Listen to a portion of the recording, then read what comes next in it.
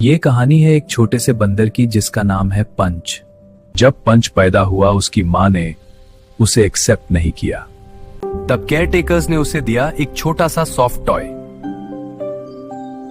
और यही मोमेंट बन गया इंटरनेट का सबसे emotional viral clip. Hang in there punch trend करने लगा और दुनिया भर के लोग इमोशनल हो गए। लोग सिर्फ पंच को देखने के लिए जू तक पहुंचने लगे। आगे बढ़ने से पहले पंच के लिए चैनल को सब्सक्राइब और वीडियो को लाइक कर दो। और अब पंच ने नए दोस्त बना लिए हैं। एक छोटे से बंदर ने दुनिया को सिखा दिया कि प्यार और कंफर्ट कितना जरूरी होता है।